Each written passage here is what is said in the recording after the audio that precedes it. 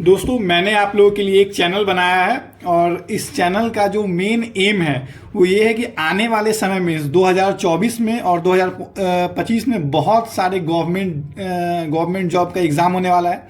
जैसे रेलवे का आप ले लो तो रेलवे का तो एक तरह से वैकेंसी का सैलाब सा निकल चुका है और आप देख सकते हो कि अगर मैं बात करूं तो loco pilot, RRB JE, RRB NTPC, RRB technician, इन सारे पोस्ट के लिए भी एग्जाम होने वाला है, जिसमें कि लोको पायलट, टेक्नीशियन और जेई का तो फॉर्म भी फिलअप हो चुका है और एनटीपीसी का भी आने वाले समय में फॉर्म आ जाएगा। तो दोस्तों जो 2024 है उसमें आप लोग जमकर मेहनत कीजिए ताकि आप लोग सिलेक्शन ले पाएँ। और मैं एक बात कहना चाहूँगा दोस्तों कि मेरा ये पहला वीडियो है। मैं चाहता तो अभी से जब जेई का फॉर्म फिलअप होने लगा था उस समय मैं बहुत सारा वीडियो बना सकता था कि कहाँ से आप फॉर्म भरे या किस पोस्ट को प्रीफर करें, बट मैंने ऐसा एक भी वीडियो नहीं बनाया क्योंकि ये मेरा मानना है कि ये एक बच्चे का अपना कॉल होना चाहिए कि वो कहाँ से फॉर्म भरे, क्योंकि कोई भी चीज़ या कभी इस चीज़ में प्रेडिक्ट करना कि कट ऑफ कहाँ पे क्या जाएगा ये बहुत डिफिकल्ट है। इसलिए मैंने ऐसा कोई वीडियो नहीं बनाया और मेरा मानना है कि अब उस बहुत सारे हजारों में वीडियो अवेलेबल है यूट्यूब पे। अगर किसी को कट ऑफ के बारे में जानना हो या किस जोन या किस पोस्ट को प्रीफरेंस देना है तो ऐसा बहुत सारा वीडियो आपको मिल जाएगा। लेकिन जो इम्पॉर्टेंट चीज़ है वो ये है कि हम लोग प्रिपरेशन कैसे करें, क्योंकि हम सभी को पता है कि जो एग्ज़ाम होता है रेलवे का वो जनरली 2 फेज में होता है, CBT 1 और CBT 2। तो अगर हम CBT 1 की बात करें तो चाहे वो लोको पायलट हो, जेई हो, एनटीपीसी हो, टेक्नीशियन, ऑलमोस्ट सब्जेक्ट सेम होते हैं। जैसे मैं अभी एग्जाम्पल के तौर पे आरआरबी जेई के स्टूडेंट के लिए लूँगा कि आरआरबी जेई के स्टूडेंट की अगर बात की जाए तो आप देखो, तो आप ये देख सकते हैं कि ये जो है आप आरआरबी जेई जो है, आरआरबी जेई के स्टूडेंट के लिए मैं बात करूंगा। थोड़ा मैं अपना इंट्रोडक्शन दूं तो मैं इतना बता दूं कि मैं भी इस बार आरआरबी जेई का फॉर्म भरा हूं। आप लोगों को सुन के आश्चर्य लग रहा होगा, मैं भी किसी गवर्नमेंट जॉब में नहीं हूँ। मैं पिछले 4-5 साल से मैं भी प्रिपरेशन कर रहा हूँ। ऐसा बहुत सारे बच्चों को लग सकता है कि यार ये बंदा तो खुद प्रिपेयर कर रहा है तो क्या ही बताएगा, लेकिन मेरा जो कुछ एक्सपीरियंस है, चूँकि 2018 में मैंने आरआरबी जेई का एग्ज़ाम दिया था और 2018 के टाइम जो मेरा स्कोर था आरआरबी जेई में, मैंने गुवाहाटी जोन उस टाइम सेलेक्ट किया था और मेरा जो CBT 1 का स्कोर था वो 73 मार्क्स था और मैंने ऑलमोस्ट सारे पोस्ट के लिए क्वालिफाई किया था। और जब मैंने CBT 2 दिया था तो उस वक्त भी मेरा स्कोर 85 मार्क्स था आउट ऑफ 147 या 144, क्योंकि कुछ क्वेश्चन जो थे डिलीट हो गए थे, हटा दिए गए थे। तो मेरा CBT 2 में भी हुआ था लेकिन मेरा डॉक्यूमेंट वेरिफिकेशन नहीं हो पाया और फाइनली मैं रिजेक्ट हो गया। और मैंने फिर मल्टीपल टाइम SSC जेई का एग्ज़ाम दिया हूँ तो मेरा उसका भी एक्सपीरियंस है। तो उस एक्सपीरियंस के दम पे मैं बस इतना कहना चाहूँगा कि आप पहले आरआरबी जेई के पैटर्न को समझें कि एग्ज़ाम CBT 1 का ये जो है CBT 1 का पैटर्न है कि CBT 1 किस प्रकार से होता है। तो सबसे पहले आप देखें कि CBT 1 में आपको 4 सब्जेक्ट से क्वेश्चन पूछे जाते हैं। उसमें मैथ है, साइंस है, रीजनिंग है और जीके है। तो सबसे नंबर 1 पे अगर आप मैथ को देखें तो मैथ का वेटेज क्या है, 30 मार्क्स, 30 मार्क्स पूछा जाता है। साइंस का भी वेटेज कितने का है, 30 मार्क्स का है। रीजनिंग का वेटेज कितने का है, 25 मार्क्स का। और जीके का वेटेज कितने का है, 15 मार्क्स का। तो टोटल जो है वो 100 मार्क्स का एग्जाम होता है CBT 1। और मैं बस इतना कहना चाहूँगा, जो मेरा अपना एक्सपीरियंस है कि 100 मार्क्स में कोशिश कीजिए कि 75 प्लस मार्क्स लाएं। क्यों? क्योंकि 2018 में वैकेंसी ज़्यादा थी और आज की तरह आज का समय नहीं था। 2018 में लोग इतना ऑनलाइन एजुकेशन उपलब्ध नहीं था लोगों के लिए जितना आज के समय में। तो आज कंपटीशन बढ़ चुका है। और 2018 की अगर आप 2018 में इसलिए बोल रहा हूँ कि नोटिफिकेशन 18 में आया था और एग्ज़ाम 2019 में हुआ था। तो जो 2019 का जो पेपर हुआ था उस वक्त जो कट ऑफ था वो जनरली 50 से 75 नंबर के बीच में लाई कर रहा था। मीन्स किसी किसी जोन में 50 नंबर था और किसी किसी जोन में 75 मार्क्स भी था। तो आप जो है वो इस बार जो टारगेट करें, इस बार जो आप 2024 में जो आप टारगेट करें वो 75 प्लस मार्क्स का टारगेट करें CBT 1 के लिए। अगर आप 75 प्लस मार्क्स लाते हैं तो आप क्वालिफाई कर जाओगे CBT 1। क्योंकि जो CBT 1 में है आपको ये समझना होगा कि CBT 1 में एक्चुअली में बहुत ज़्यादा कंपटीशन होने वाला है। क्योंकि CBT 2 में क्या होता है कि 15 टाइम बच्चे को लिया जाता है। तो हर एक जोन में क्या होता है, एक सीट के लिए 15 बच्चे फाइट कर रहे होते हैं। ये CBT 2 में होता है।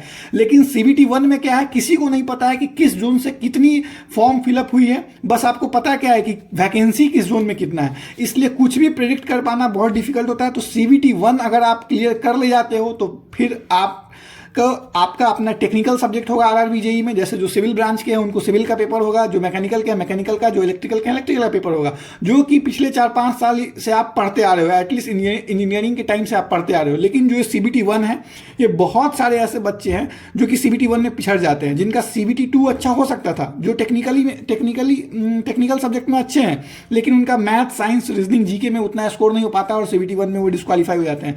तो मेरा मेन एम यही है कि मैं टाइम कुछ बिल्कुल भी बर्बाद नहीं करूंगा और आने वाले वीडियो में मैं इसी चैनल पे वीडियो अपलोड करूंगा, उसमें मैं जो हूँ मैथ से स्टार्ट करूंगा, मैथ्स के कॉन्सेप्ट को बताऊंगा और मेरा मेन एम यहाँ पे क्वेश्चन का प्रैक्टिस का, क्योंकि क्वेश्चन का प्रैक्टिस आप खुद करोगे। लेकिन मेरा जो मेन एम है वो क्या है कि जो कॉन्सेप्ट होगा वो मैं आपसे डिस्कस करूंगा इस चैनल पे, और उससे रिलेटेड मैं कुछ क्वेश्चन आपको आपके सामने सॉल्व करूंगा, और बाद बाकी रिमेनिंग काम आपका है कि आप प्रैक्टिस करें। अगर आप प्रैक्टिस करोगे तो आप सिलेक्शन ले जाओगे, अगर नहीं प्रैक्टिस करोगे तो फिर बड़ा मुश्किल है, क्योंकि 2018 का जो मेरा एक्सपीरियंस है दोस्तों वो यही है कि बहुत टफ हो जाता है। आप थोड़ा भी आप इसको मीन्स लूज नहीं दे सकते हो, मीन्स आपको एकदम कमर कस के तैयारी करना पड़ेगा दोस्तों। तो मैं सबसे पहले ये आप लोगों को बताता हूँ कि किस प्रकार से आपको CBT 1 को टारगेट करना है, मीन्स किस सब्जेक्ट को आप पहले बनाओ, सॉल्व करो, या किस सब्जेक्ट में कितना टाइम स्पेंड करना है और कितना स्कोर उससे मिनिमम आपको लाना है, क्योंकि 75+ तो आपको स्कोर लाना ही है। तो मेरा मानना है कि बहुत सारे बच्चे का मैथ स्ट्रांग होता है, तो बहुत का साइंस, बहुत का रीजनिंग, तो बहुत सारे बच्चे इस प्रकार से जाते हैं कि जो उनका स्ट्रांग सब्जेक्ट है वो सबसे पहले सॉल्व करते हैं। लेकिन अगर मेरे पॉइंट ऑफ व्यू से देखो तो मेरा मानना है जो सबसे कम टाइम टेकिंग सब्जेक्ट है उसको सबसे पहले सॉल्व कर लो। क्यों? क्योंकि फॉर एग्जांपल मान लो जीके और साइंस है, तो जीके और साइंस में जो क्वेश्चन आएगा ना उसमें पेन उठाने का भी जरूरत नहीं है। मीन्स मान लो जीके प्लस साइंस मिला के कितने क्वेश्चन है, तो 30 और प्लस 15 मीन्स आप देखो तो 45 क्वेश्चन है। 45 क्वेश्चन है। इस 45 क्वेश्चन में ना पेन उठाने का जरूरत नहीं पड़ेगा और आप सॉल्व कर ले जाओगे। ये डायरेक्ट मेमोरी बेस्ड क्वेश्चन होता है जीके और साइंस का। तो अगर ये जीके और साइंस के 45 क्वेश्चन को आप कम समय में बना लेते हो तो आपको एक कॉन्फिडेंस मिल जाएगा। मान लो फॉर एग्जांपल जो साइंस का है 30 मार्क्स, उसको आपको मैक्सिमम 15 मिनट देना है। मीन्स 15 मिनट में आपको किसी भी हालत में साइंस को सॉल्व कर लेना और बड़ी आसानी से हो जाएगी। अगर आपको कोई क्वेश्चन नहीं आ रहा है तो आपको उस पर स्टिक नहीं करना, आपको छोड़ देना है, क्योंकि ऐसे भी वो तुक्का फिर हो जाएगा। हाँ, अगर आप दो ऑप्शन को एलिमिनेट कर पा रहे हो तो फिर आप तुक्का लगा सकते हो, वो भी सिचुएशन के अनुसार से। अगर आप सेफ जोन में पहुंच चुके हो तो तुक्का मत मारना, क्योंकि निगेटिव मार्किंग हो जाएगा। तो अब साइंस में आपको कितना टाइम देना है? 15 मिनट। उसी टाइप से जीके में आप देखो, जीके में आपको कितना टाइम देना है? 7 मिनट। तो अब आप देख सकते हो कि आपको टोटल जीके और साइंस मिला के कितना, 15 + 7 = 22 मिनट आपका चला गया। कितना गया? 22 मिनट। दोस्तों आप सोचो 90 मिनट का पेपर है, टोटल जो ड्यूरेशन पेपर का है वो कितना है? 90 मिनट है। 90 मिनट में 22 मिनट, 22 मिनट क्या मायने रखता है? मीन्स हाफ टाइम भी अभी नहीं, हाफ तो छोड़ दो, 1/3 टाइम भी अभी नहीं लगा, क्योंकि 1/3 90 मिनट का 1/3 टाइम जो होता है वो कितना होता है? 30 मिनट।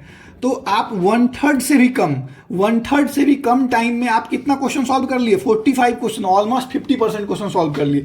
तो आपका ना कॉन्फिडेंस बूस्टअप हो जाएगा। अगर पेपर में आप इस 45 क्वेश्चन में अगर 35+ भी आप स्कोर कर लेते हैं ना, तो आप टारगेट के 50% पे आप रीच आउट कर चुके हो।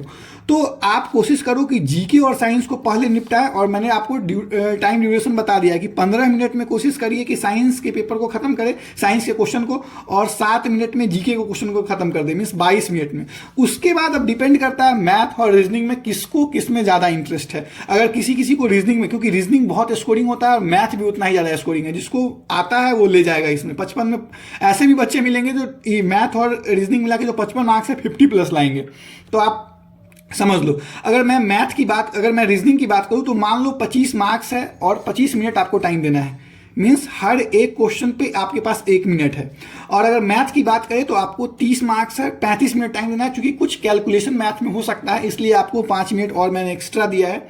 ऐसे कोशिश करें कि एक क्वेश्चन पे 1 मिनट दे, लेकिन चलो ठीक है 35 मिनट दिया। तो अगर आप टोटल देखो तो कितना हो गया? मैथ पे 35 मिनट, साइंस पे 15 मिनट, रीजनिंग में आपको 25 मिनट देना है, जीके में 7 मिनट देना। अगर इसको आप ऐड ऑन करोगे तो 82 मिनट, 82 मिनट आपका स्पेंड हो जाता है। लेकिन 82 मिनट में आप पूरा पेपर एक बार सॉल्व कर लोगे।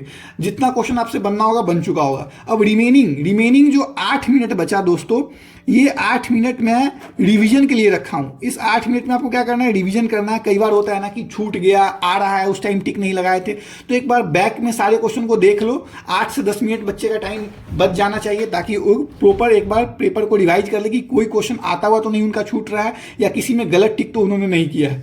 तो दोस्तों अब मैं एक चीज़ और बताना चाहूँगा कि 75 के स्कोर को आप कैसे रीच आउट करो।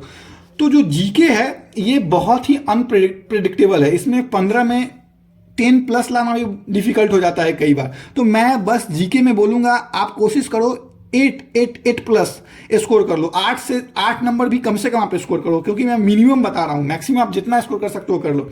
रीजनिंग में अगर आप देखो तो मेरा मानना है कि रीजनिंग एक स्कोरिंग सब्जेक्ट होता है, जिसमें 25 में 25 भी बच्चे स्कोर करते हैं, लेकिन मैं बोलूँगा कि एटलीस्ट आप 22 तो स्कोर करो, क्योंकि आसानी से हो जाएगा।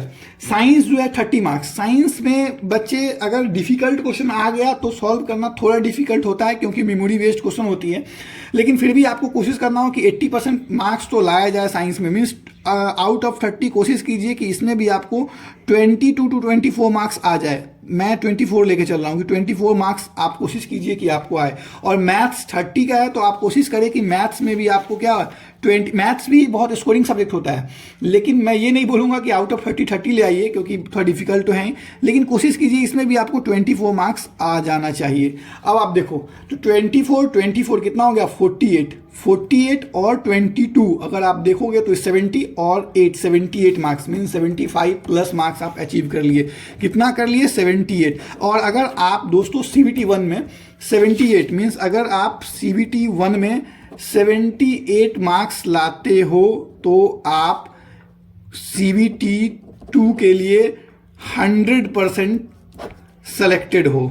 आप 100% सेलेक्टेड हो दोस्तों। तो मेरा बस यही कहना है दोस्तों कि मेरा जो एक एनालिसिस था वो मैंने बताया कि कोशिश करें कि जीके और साइंस को पहले निपटाएं 22 मिनट में, फिर आप रीजनिंग और मैथ में से किसी भी एक पोर्शन को सेलेक्ट कर सकते हैं। और रीजनिंग अगर करना है तो 25 मिनट में रीजनिंग को खत्म कर दे, और मैथ को आप 35 मिनट में खत्म कर दे। और ओवरऑल जो पेपर है आप कोशिश करें कि 80 से 82 मिनट में खत्म हो जाए, ताकि कुछ आपको टाइम मिले और आप रिवाइज कर पाएं। दोस्तों अब मैं एक और बात बताना चाहूँगा कि ये तो एक एनालिसिस था CBT 1 को लेके, लेकिन जो मेरा मेन एम है वो क्या है ना कि आने वाले टाइम में मैं मैथ, साइंस, रीजनिंग, जीके इन सब चीज़ को कवर करूंगा अपने चैनल पे। तो आप लोग मुझे सपोर्ट करें, सपोर्ट के रूप में आप लोग मेरे चैनल को सब्सक्राइब करें। अगर आपको कुछ वैल्यू लगे तो, जैसे मैंने आज एक एनालिसिस किया हूँ, उस प्रकार से मैं आने वाले टाइम में मैथ्स के कॉन्सेप्ट को बताऊंगा और उसके रिलेटेड मैं क्वेश्चन को सॉल्व कराऊंगा। फिर प्रैक्टिस करना आपकी जिम्मेदारी है। ठीक, साइंस भी मैं उसी टाइप से डील आउट करूंगा, रीजनिंग को भी मैं इस चैनल पे कवर करूंगा, और जीके में मैं आपको हर रोज जो है कोशिश करूंगा कि 10-20 क्वेश्चन आप लोग को कुछ ऐसा दिया जाए जो कि ऑथेंटिक हो, जो कि RRB JEE में जिसके पूछने का चांसेस हो। तो मैं जीके को भी गाइड करूंगा इस चैनल पे। तो दोस्तों अगर आप लोगों को लगे कि हाँ मैं जो वीडियो बना रहा हूँ उससे अगर आप लोग को कुछ वैल्यू एड ऑन होता है, तो आप मेरे चैनल को सब्सक्राइब करें और अपने दोस्तों के बीच इसको शेयर करें। और लास्टली फाइनली मैं एक बात बोलूंगा दोस्तों कि thank you for watching my video.